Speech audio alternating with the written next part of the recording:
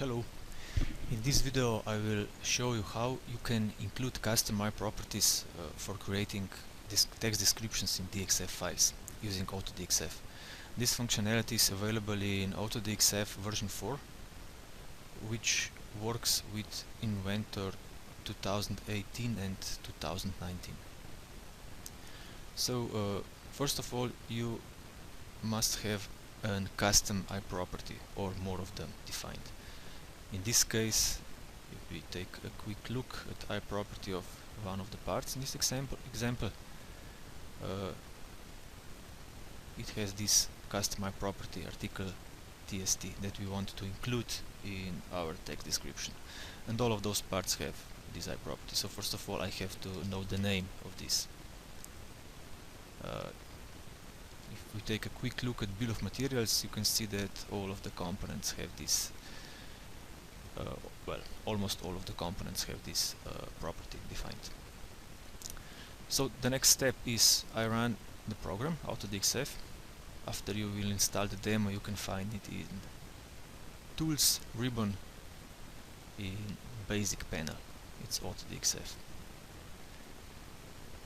So before searching for sheet metal parts, I must add this additional property that I want to track. So I click this button, Add Custom iProperties, click plus, and I enter the name of the property. If you wish, you can enter any number of those. We'll have only one in this case. So this is it, and now we have a new column in here. So let's just quickly find the sheet metal parts. Here they are, and they also have this iProperty listed here. So the interesting thing now is that I can include this iProperty in either in creating file names or for building the text expression for DXF files. Let's say I want to create I need thickness, let's say material, maybe quantity, and this new property. I can reorder those.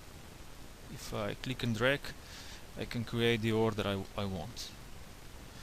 Also, this is prefix that I can change. So you can write here whatever you want.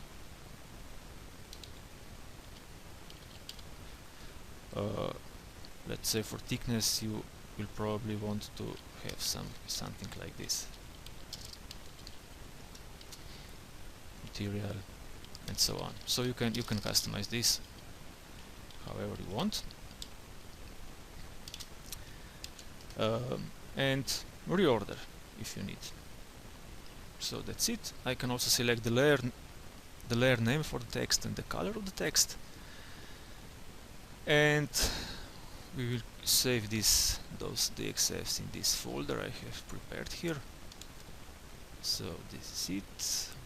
Some settings. By the way, you can also put threaded holes on separate layers in this version 4 if this is interesting for you. So all the holes that have threads on flat pattern can be placed on separate layer. So I'll click export DXF and export, and we have 27 files here. Maybe it's just out of the screen. So the flat patterns are created. They are all here. Let's see how they look in AutoCAD. Open a few of them.